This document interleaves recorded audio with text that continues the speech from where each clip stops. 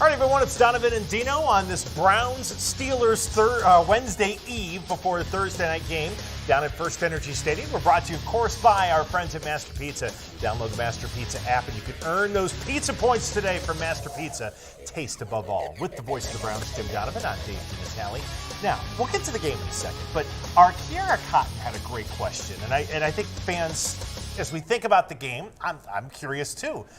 What are the Jim Donovan rituals that you do, like on game day? You know, if this were, whether it's Sunday, Thursday, or whatever, to get ready for a broadcast. Do you have the same? Do you eat the same at the same place for breakfast, or any funny things like that? Not really. I do have some though. I have used the same pen for probably 5 years now. I make out my spotting boards with the same pen. And you write in your own writing. I do, yeah. Now, there's a new thing now where guys send their boards out to get them printed up professionally. Yeah. And, I mean, they look a lot better than mine. Yeah. But I don't know. I like the fact that you write them, and it kind of puts them up in your head. That's why I do the same. I mean, I use the computer like an Excel, but it's the same principle. It's like it's in my head because it's going from my notes or whatever to my, to my computer. But please continue. This is you, not me. I use the same pen, and there's just a comfort factor with it. I go to the same Dunkin' Donuts on the way to the stadium, whether it's an afternoon game, a night game. And I usually leave right at the same time, and I time it so that, I have a radio hit. If it's a 1 o'clock game, I have a radio hit at 10 o'clock. So I want to be pulling into the Dunkin' Donuts like at 10. Yes. Or a little bit before so I can get through the drive-through without, them talking to me on the phone and everything like that. Other than that, not too much. Not too much. I always just, when the intro to the game comes on in my headphones, I always look at the producer because, there's an obvious cue. Yeah. They'll say, now let's go up to the broadcast booth.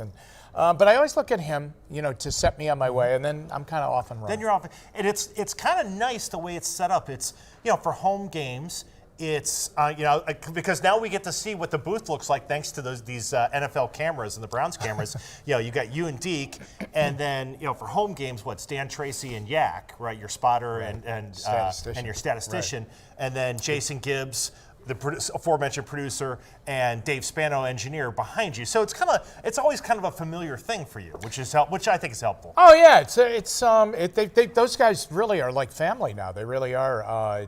Dan does a great job on stats. He took over for Dick Goddard, who had done it for decades for all different announcers. He had done it for Gib Shanley and Jim Grainer, and he had done it for Nev and Jim Mueller. And he did it for Casey. And then he did it for me, and then he decided that he was going to step away. And Dan Tracy came in and took it. Dan had originally been with Clear Channel when they had the original broadcast rights in 1999, and he sold all the advertising at that point in time. And so he kind of was always in the booth and on trips anyway, and he kind of watched how Dick Goddard did it. And then Dick was very good. Oh, he really was. And Dan does a great job, too. And Dan makes most of the road trips, too. Which, God, it's like that comfort level because you don't always have the same spot. On road games, you might have a different spotter, at different times. So that helps. Yak will go to games around the area here if they're on the road. But it really is a great system. Yeah. It really is kind of like a machine. And I got to tell you, on behalf of everybody who loses things, the fact that you've maintained the same pen for 5 years is that's pretty remarkable. I've left eyeglasses in every stadium in the NFL, but I do have the same pen. I have the same pen. Yeah, I feel like every time I pack up and leave, it's like, okay, did I leave this cord? Did I leave this pen? Did I leave this piece of equipment? And,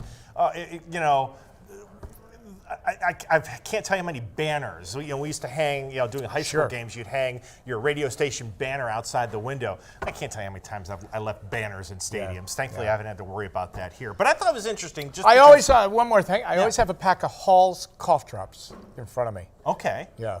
Now, during the game, is it strictly water? Yeah. Strictly water. Strictly water, yeah. Doug drinks 40 Diet Pepsis or whatever they're serving, Diet RC, Diet Cola.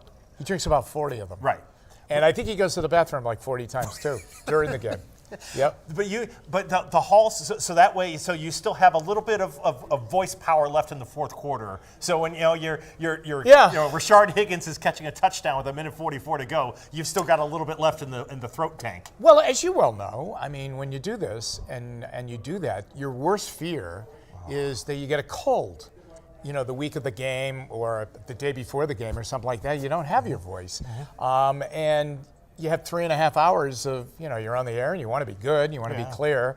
I always have Hall. I live on Hall's cough drops during the football season. Yeah, I can't tell you. It's because that's the nightmare, to lose your voice. It happened to me during a basketball game once, and it's the nightmare scenario. Jeremy says, as a hopeful future sports announcer, it's cool hearing about what you do. That's why, as Kiera asked the question to Jimmy, and I'm like, oh, that'd be a cool thing to bring up. What you do kind of to get yourself ready for a game, not necessarily to call the game, but in terms of just kind of other fun little preparation things. Yeah. Believe me, I keep trying to figure out new rituals that would get them winning every week. Yes. If they win, like for instance, whatever I did Sunday, which I will try and emulate tomorrow to make sure that they do well tomorrow night. Anything you can I do, can do. Yeah, right. is a good thing. To the game now, Browns and Steelers, and here's the thing. It's just nothing. This has actually been, for the most part, because it's been a fast week. It's been a quiet week in terms of off the field noise, which is good. Just go win the game. Go beat your rival at home tomorrow and go win the game. And I mean, it's not much more intricate than that. No, and it's a really big game for both teams. I mean, Pittsburgh has resurrected themselves to 5-4. They've won 4 in a row. They're in a playoff spot right now. Now, whether or not they can hold on to that, a lot rides on the game for them tomorrow night to win the game. For us, I mean, it's self-explanatory. We're only 3-6, and we look down the road, and you have Miami, and you got a couple with Cincinnati, and hopefully you could beat in Arizona, and you've got another game with Pittsburgh in short order, in 2 weeks. So, I mean, the numbers tell you for both teams and the positions that they're in and where they're trying to get to, or in the Steelers' case, trying to hold on to, it's a huge game. So I think the focus has been on the game, and that's good. That's a good thing. I just, that's the last thing this team needs is any more distractions. Right. And I think, winning, and you talked about it, it's like a lot of that stuff, the stuff, gets thrown out when you win. Yeah. Because there's nothing else to talk about. You win. What are you looking at as far as the key couple of things that the Browns have to do against the Steeler team to come out with a win? Well, I think one thing you're going to notice, I think they've changed their whole approach in the red zone. I think you're going to see different plays and players. And I think you can all determine who those guys are going to be. You'll see Kareem Hunt, you'll see Nick Chubb down on the goal line together. And I think that will change the whole approach down there. They really had to do something with that. So they've seen what they have. They got a little glimpse to it last week against Buffalo with those two playing together. So you'll see more of it in the body of the game, but I think you'll definitely see it down in the red zone. So that's encouraging to me as they go into it. And I think the running game becomes really vital for them going into the game tomorrow. The Steelers have a great defense, and they have a really good secondary, which gives that pass rush even a little bit more time to get to the predetermined spot, which is the quarterback. And I think if Baker Mayfield, I think that old statistic of 30 throws or more is not a good number for the Browns, not a good number for him, not a good number for the outcome of the game, and lead you to a loss. So if he's under that, that would tell you that that running game is working. And if it's working, I think they can win. And it's funny, how many times, over the years when you think about the Browns playing the Steelers, and you would say, well, running the football, you're not going to be able to run against the Steeler defense, right, so you've got to throw. Yes, this is a very good defense, and yes, they've got ball-hawking playmakers, but doesn't mean the Browns can't widen things out, go that wide zone, and run the football well with Chubb and Hunt. I mean, I think the opportunities will still be there behind the offensive line. I think so, and I think that's what they want to do. And I think really they have felt they can really run it against anybody. And the only thing that stops them is them deciding to run the football. Right. I mean, they get away from it. We've all seen it. I think they realize it. They get pass happy, they get trigger happy in the game, and they start throwing it all over the place, and it cuts them out of drives. I mean, there was even a drive last week where they really early in the game, Nick Chubb takes them down the field. They get to a point. He gets 8 yards on first down. They're 2nd down and 2. They miss a pass. They're 3rd down and 2. He misses another pass, and they're punting. Right. And you just say, well, wait a minute now. Let's go with the guy that got you. Right. And so I think that there's been a realization after winning that game last Sunday that they are much more a running team than probably they even want to admit to. But it is the reality of that's the easiest way and probably the most efficient way for them to win. Well, until you bolster that offensive lineman, Yeah. specifically on the tackle side, I mean, you're never going to give your quarterback that much time to be, an air raid type offense. I mean, that's just not what they are right now. But I do, there were spots even in that game with last week against Buffalo. I thought the way they used Beckham and what they call it the RPO now or whatever, it was pretty smart. And Beckham, had a couple of nice catches. They said, well, it's 5 for 57. But they did target him more, and they looked to get him the ball in better opportunities, I think, than they had. Yeah, and it turned up that he was a pretty good choice on 3rd down. There were a couple of critical 3rd down passes that they hit him on. And you know what? The big plays, I can't promise you that they're going to happen.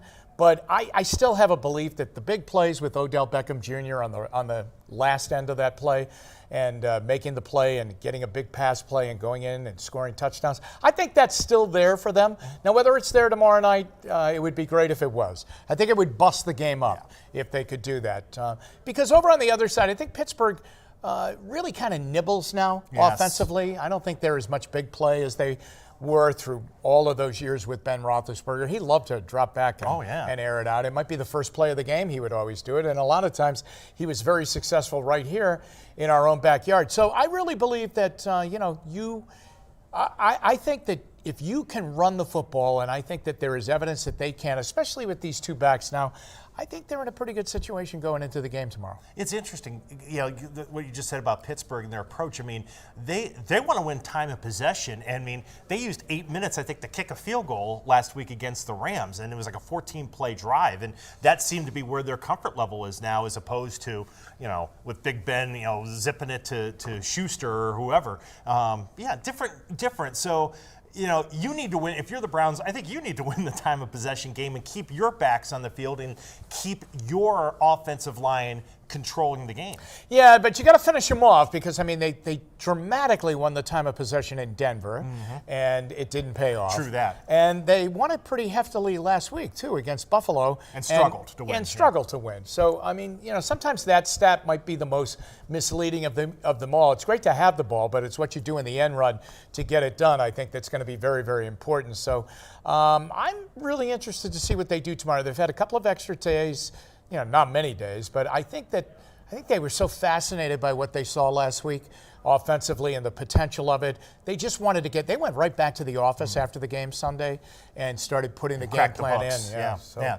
And I want to see defensively if they can build on what they did. It's specifically, I was when Denzel Ward's first game last year was against the Steelers down at the stadium, and two interceptions. Two interceptions.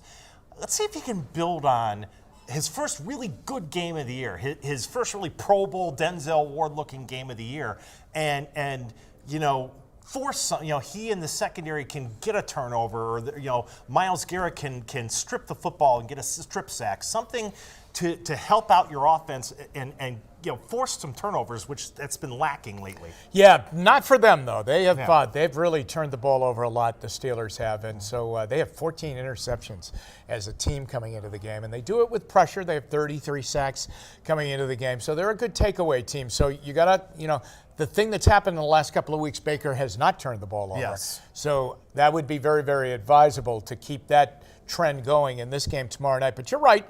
I think that your big-time players have to come up. This is a very big game. If Myles Garrett has sights set on being the defensive player of the year, this is the kind of game, national television, you're the only game being played on that particular night because it's Thursday night. It's show and tell time. Go get it. Just like what Nick Bosa did a few weeks ago on that Monday night game. Absolutely. You have to dominate.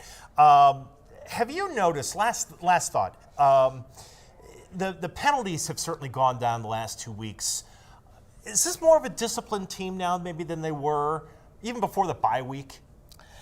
Yeah, I hope so. I think so. I also think that they realize their backs are up against the wall, and they've put themselves there with a 3-6 record. I mean, there's not much wiggle room left for them to be able to stay in the hunt for any kind of a postseason bid. And I still think, realistically, they have their eyes on that they think they can do that. They can make a run, and that the run started last week. But to do that, you can't beat yourself, and one of the ways they were really crushing themselves were with the penalties and the number of penalties and the double-digit penalties. Now, a Pittsburgh Browns game can be a very chippy game. Oh, yes. You know, and so you really have to watch it. I know he, being Freddie Kitchens, has preached that this week. Yeah. Play the play. You know, just play the play and get away from the play. You know, don't be getting taunting penalties. Don't get things like that. Tomorrow night is a recipe for taunting, unsportsmanlike conduct kind of stuff, late hits, you know, all of that. That's Pittsburgh, Cleveland. Now, some people say that's what makes it great, and it is great if you're ahead. But the fact of the matter is, you know, you really have to watch out tomorrow night, the temperament of the football team in this kind of a game. Margin for error, razor thin. I'll leave it with Isaac here. If the Browns win, we have to wear the same underwear next week. Luckily, it's a short week. Isaac, speak for yourself. Yeah, there you go. All right, Isaac. But Jimmy, have a great call tomorrow. Thank you. Look forward to hearing you and Deke and Nathan Zagura on the Cleveland Browns Radio Network. And, of course, we'll have full coverage throughout the game at WKYC.com as well as our social media platforms. So, again, Browns-Steelers tomorrow night. Let's see if they can get a win. Thanks for watching, everyone. Donovan and Dino presented by Master Pizza right here on 3 News Facebook Live and YouTube.